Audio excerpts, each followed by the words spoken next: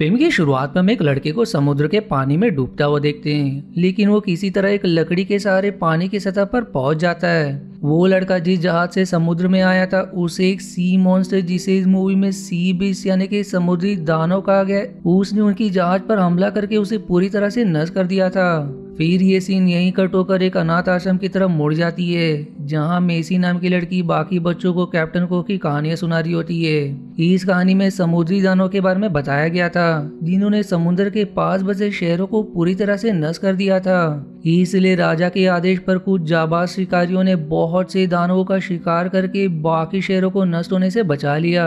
आगे वो शेयर करती है कि सबसे बहादुर शिकारी का नाम कैप्टन क्रो है, जो आज भी उन दानवों का शिकार करने के लिए समुद्र में निकला है। इतने में ही उनके केयरटेकर वहां आकर सभी बच्चों को सोने के लिए कहते, जिस पर वो बच्चे अपने अपने बिस्तर पर सोने चले जाते। हालांकि मैसी अब भी जग रही थी, जो केयरटेकर के जाने के बाद वहां से भाग निकलती है। दूसरे दिन अब हम एक शिकारी जहाज को देखते, जो दरअसल कैप्टन क्रो का ही जहाज था, और उस जहाज पर जेकब नाम का एक शिकारी मौजूद होता है। यहाँ हमें पता चलता है कि जेकब वही लड़का है जिसे हमने फिल्म की शुरुआत में समुद्र में डूबता देखा था। वो उस दिन समुद्र में डूबकर मारा जाता, लेकिन भाग्य से कैप्टन क्रो ने वहां पहुंचकर जेकब को बचा लिया, और तभी से जेकब उनके साथ रहकर समुद्री दानवों का शिकार किया करता है। उसी समय उन्हें दूसरे शिकारियों का जहाज दिखाई देता है, जिस पर एक समुद्री दानव ने हमला करके उसे बुरी तरह से नष्ट कर दिया था। ये देखकर अब जेकब कैप्टन क्रो से कहता है कि हमें उन शिकारियों की मदद करना चाहिए, जिस पर पहले तो कैप्टन क्रो की बात नहीं मानते, क्योंकि वो लोग सबसे बड़े दानव जो लाल रंग का रेड बीस्ट था उसे मारने आए थे। लेकिन जेकब के समझाने पर वो अपनी जहाज को दूसरे शिकारियों की तरफ मोड़ लेते। वहां पहुंचते उन्हें हरे रंग का दानव दिखाई देता है, जिसे देखते ही कैप्टन क्रो के सभी साथी तोप के गोलों से उस हरे दानव पर हमला कर देते, पर वो बड़ी चालाकी से समुद्र के अंदर चला जाता है। फिर थोड़ी देर बाद वो उनकी जहाज के ठीक बगल से बाहर आकर उनके ऊपर हमला कर देता है। जी सब में जेकब अपना संतुलन खोकर समुद्र में जा गिरता है। इस पर अब वो हरा दानव जेकब को मारने की कोशिश करता है, लेकिन जेकब उसकी पीठ पर चढ़कर खुद को बचा लेता है। उसी समय कैप्टन को एक बड़े से भाले को उस दानव के पेट में घुसाकर उसे जान से मार देते। फिर वो निशाने के तौर पर उस दानव का सींग काटकर समुद्र से बाहर ही निकाल रहे थे, लेकिन तभी वो दानव जो अपनी आखिरी सांसें ले रहा था, वो कैप्टन का पैर पकड़कर उन्हें समुद्र के गहरे पानी में खींचने की कोशिश करता है, लेकिन वो उन्हें पानी में डुबोकर मार पाता इससे पहले उसकी मौत हो जाती है और कैप्टन क्रो बच जाते। अब आगे कैप्टन क्रो को उनकी जहाज पर दिखाया जाता है, जिसे वो वापस से शहर की तरफ ले जाने का आदेश देते, क्योंकि इस हरे दानव के हमले में उनके जहाज को काफी नुकसान पहुंचा था। इसलिए वो अपने जहाज का मरम्मत करवाकर और राजा से उस हरे दानव के शिकार का इनाम लेकर फिर से समुद्र में लाल दानव का शिकार करने जाएंगे। आप कैप्टन क्रो जेकब को अपने पूर्वजों की किताब देकर बताते कि लाल दानव को मारने के बाद मैं इसमें अपनी कहानी लिखूंगा, जिसके बाद एक किताब तुम्हारी हो जाएगी और मेरे मरने के बाद तुम इस जहाज के नए कैप्टन बन जाओगे। फिर दूसरे दिन शिकारियों की जहाज शहर पहुंच जाती है, जहां वो लोग हरे दानव का सींग जहाज से उतारकर सभी लोगों को दिखाते, जिसे देखने मैसी भी आई हुई थी। अब शाम के समय सभी शिकारी खुशी मनाने के लिए ड्रिंक करते, जहां मेसी जेकब के पास आकर उसे अपने माता पिता के बारे में बताती है, जो खुद भी शिकारी थे, लेकिन एक दिन वो समुद्री दानव का शिकार करते हुए मारे गए, और यही वजह थी कि मेसी भी अपने माता पिता की तरह शिकारी बनना चाहती थी। वो जेकब से उसे भी अपने साथ ले जाने को कहती है, जिस पर वो मेसी से कहता है कि तुम अभी बहुत छोटी हो, इसलिए मैं तुम्हें शिकार के लिए नहीं ले जा सकता। आप सीन शिफ्ट होकर राजा रानी की तरफ मुड़ती है, जिनके महल में कैप्टन क्रो और जेकब हरे दानव का सींग लेकर आए हुए थे, ताकि उन्हें कुछ इनाम मिल सके। लेकिन रानी इस बात से खुश नहीं होती, क्योंकि वो लाल दानव अब भी खुला घूम रहा था। तब एडमिरल, जो इस राज्य की सेना का प्रमुख है, वो कैप्टन क्रो को नेवी का जहाज दिखाता है, जिसमें बहुत सारी तोप और बंदूकें लगी हुई थी। वो उन्हें आश्वासन देता है कि अब हमें शिकारियों की जरूरत नहीं है, क्योंकि नेवी का ये जहाज उस लाल दानव को बड़ी आसानी से खत्म कर देगा। जिस पर अब कैप्टन क्रो कहते हैं कि ये जहाज उस दानव के आगे बिल्कुल भी नहीं टिक सकता। इसलिए अब इनकी बात को लेकर एडमिरल और कैप्टन के बीच बहस हो जाती है, जिससे रानी को भी गुस्सा आ जाता है। तब जेकब उनकी लड़ाई रोकते हुए रानी से कहता है कि हम कई साल से उन दानव को शिकार करते आ रहे हैं, इसलिए हमें काफी अच्छा अनुभव है, पर यदि आपकी नेवी उस लाल दानव को हमसे पहले मार देती है तो कोई भी शिकारी समुद्र में नहीं जाएगा। जिसकी ये बात राजा और रानी को बहुत पसंद आती है। इसलिए फिर शिकारियों और नेवी दोनों को ही लाल दानव के शिकार पर भेज दिए जाते हैं। अब इसके बाद कैप्टन क्रो और जेकब जहाज की मरम्मत करवाकर शिकार पर निकल जाते हैं, जहां जेकब को मेसी भी मिलती है जो चुपके से उनकी जहाज पर आ गई थी। अब मेसी का जज्बा देखकर कैप्टन क्रो सहरा से कहते हैं कि तुम इस बच्ची को जहाज के तौर तरीके सिखा दो। तब सहरा मेसी को एक छोटा चाकू देते हुए कहती कि यदि तुम किसी मुसीबत में फंस जाओ तो इस चाकू का प्रयोग करके खुद को बचा लेना। वहीं कुछ देर बाद उन्हें वही लाल दानव दिखाई देता है, जिसे देखते ही कैप्टन का सारा क्रू उस पर तोप के गोलों से हमला शुरू कर देते हैं। साथ ही साथ वो लोग उस लाल दानव को रस्सी से बांधने की कोशिश भी करते हैं, जिसके जवाब में वो दानव समुद्र के पानी में जाकर गोल चक्कर लगाना शुरू कर देता है। और क्योंकि जहाज की रस्सी उस दानव से बंधी हुई थी, इसलिए पूरा जहाज ही पानी में खींचा चला जा रहा होता है, जो देखकर मेसी तुरंत ही उस रस्सी को काट देती है ताकि उनका जहाज बच जाए। अब रस्सी के टूटते ही जहाज तो सीधा हो जाता है, लेकिन मेसी और जेकब एक झटके से समुद्र के पानी में जा गिरते हैं, जहां वो लाल दानव उन्हें घूर रहा होता है, लेकिन वो उनके ऊपर हमला करने के बजाय पानी के अंदर चला जाता है। तब जेकब और मेसी एक छोटी नाव से अपने जहाज की ओर बढ़ना शुरू करते हैं, जबकि कैप्टन क्रो मेसी के ऊपर काफी ज्यादा गुस्सा करते हैं, क्योंकि उनका मानना था कि वो उस दानव को मार सकते थे, लेकिन रस्सी कट जाने से वो दानव आजाद हो गया। वो मेसी पर गुस्सा ही कर रहे थे कि तभी वो लाल दानव पानी से निकलकर जेकब और मेसी को उनकी नाव सहित निगल लेता है, जो देखकर कैप्टन क्रो को बहुत बुरा लगता है, क्योंकि जेकब को उन्होंने अपने बेटे की तरह पाला था। दूसरी तरफ मेसी और जेकब उस विशालकाय लाल दानव के मुंह में अब भी सही सलामत होते हैं, इसलिए वो उसके मुंह से होते हुए उसकी नाक तक जा पहुंचते, जबकि वो दानव एक टापू पर आकर रुक जाता है। यहाँ जेकब का भाला उस दानव के नाक पर लगते उसे छींक आ जाती है, जिसकी वजह से वो तो बाहर निकल आता है, लेकिन मेसी अब भी उस दानव के नाक में ही बैठी हुई थी। तब वो दानव मेसी को भी बाहर निकालकर उसकी रस्सी को अपने दांत से पकड़ लेता है, पर वो उसे जान से नहीं मारता। हालांकि वो चाहता तो उसे आसानी से मार सकता था, पर जेकब को लगता है कि मेसी खतरे में, इसलिए वो अपना भाला लेकर उस दानव को मारने पड़ता है, जिस पर अब वो लाल दानव जेकब के ऊपर समुद्र का पानी फेंककर उसे पीछे ढकल देता है, जिसके बाद वो चुपचाप टापू के अंदर चला जाता है, जो देखकर मेसी को लगता है कि शायद ये दानव उतने भी बुरे नहीं होते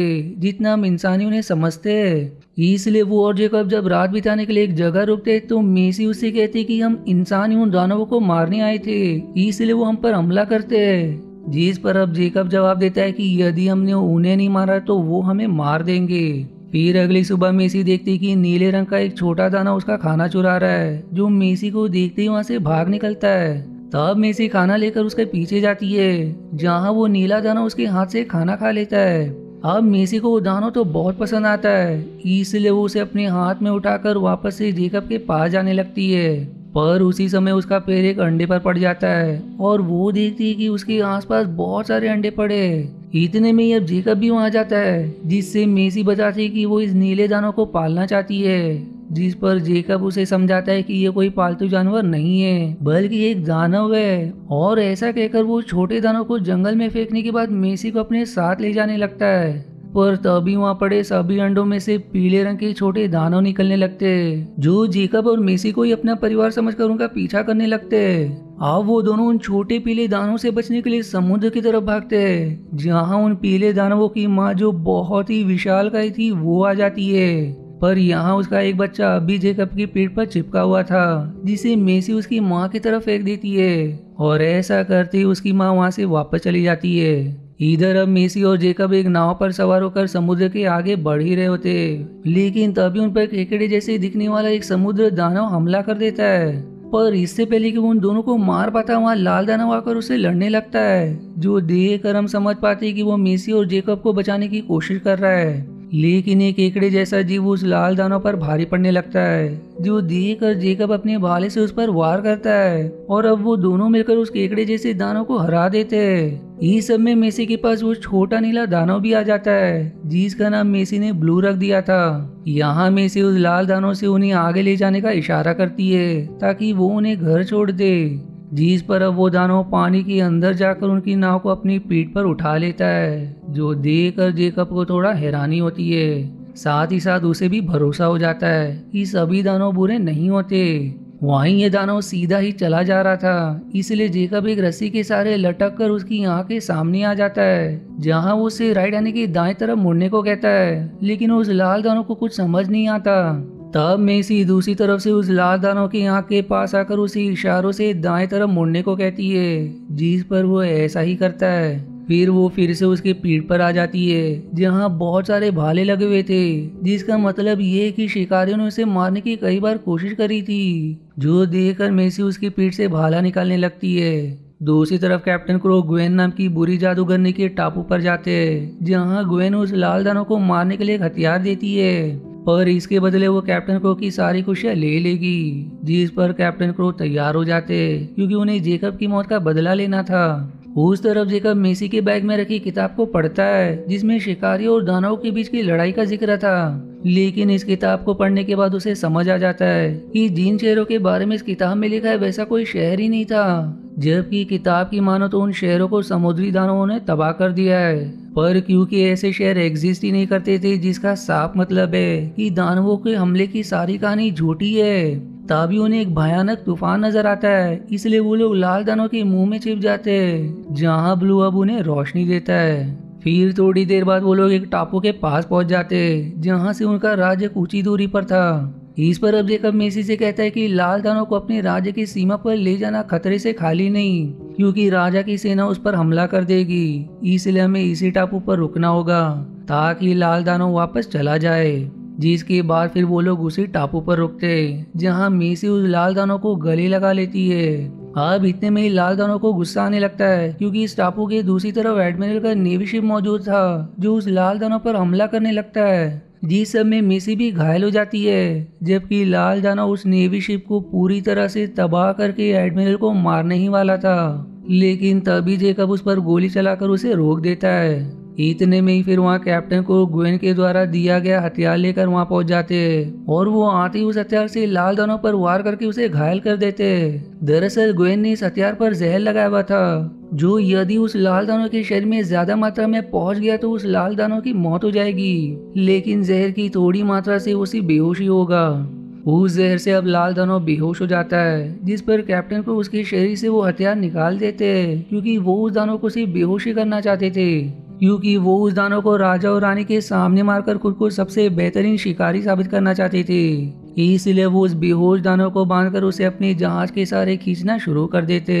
तभी उनकी नजर जेकब और मेसी पर पड़ती है, जिन्हें जिंदा देखकर कैप्टन को बहुत खुशी होती है, और वो उन्हें भी अपने साथ ले लेते हैं। यहाँ जेकब कैप्टन को समझाता है कि वो दानव बुरा नहीं है, इसलिए उसे छोड़ दिया जाए, लेकिन कैप्टन क्रो इसके लिए तैयार नहीं होते।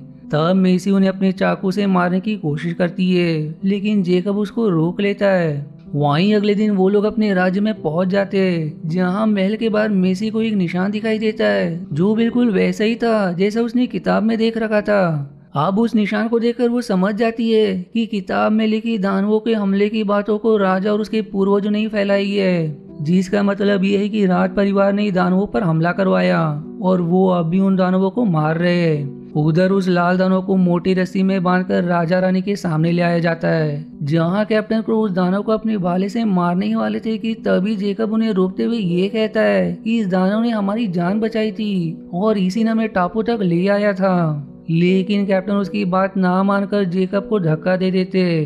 दूसरी तरफ अब मेसी अपने छोटे चाकू से लाल दानव की रस्सी को काटने की कोशिश कर रही होती है, जिस पर अब सहरा वहां आकर उस रस्सी को काट देती है, क्योंकि मेसी ने सहरा को पहले ही सारी बात बताई थी कि आखिर कैसे उस लाल दानव ने उन्हें सही सलामत टापू पर पहुंचाया। अब वो लाल दानव आजाद होते ही कैप्टन को मारने की कोशिश करता है, लेकिन मेसी बीच में आकर उसे ऐसा करने से रोक देती है। तब जेकब कैप्टन को का भाला तोड़कर मेसी के साथ उस दानव के ऊपर चढ़ जाता है, जो देखकर राजा रानी के साथ साथ राज्य के बाकी लोग भी हैरान रह जाते हैं। इसके बाद अब मेसी सभी को समझाती कि दानवों के हमले की सारी बात राजा के द्वारा फैलाया गया एक झूठ है, और ये दानव तब तक किसी इंसान के ऊपर हमला नहीं करते जब तक कि कोई इंसान उन्हें मारने की कोशिश ना करे। अब ये बात राज्य के लोगों और राजा की सेना को समझ आ जाता है, इसलिए राजा के आदेश के बाद भी सेना उस दानव पर हमला नहीं करती, और फिर वो दानव जेकब और मेसी को लेकर चुपचाप वहां से वापस चला जाता है। अब मूवी के आखिरी सीन में हम जेकब और मेसी के पास उस नीले दानव को देखते हैं जो अब उनके साथ ही रहा करता है, जबकि अब इंसानों और दानवों के बीच की जंग भी अब खत्म हो गई थी और अब कोई भी शिकारी उन दानवों को नहीं मारता था। इसी हैप्पी एंडिंग के साथ ये मूवी यहीं समाप्त हो जाती है। आशा है आपको मेरी एक्सप्लेनेशन पसंद आई। यदि हाँ तो प्लीज वीडियो को लाइक करना और चैनल को सब्सक्राइब करके सपोर्ट करना ना भूलें। मिलते हैं अगले एक्सप्लेनेशन वीडियो में, तब तक के लिए धन्यवाद दोस्तों।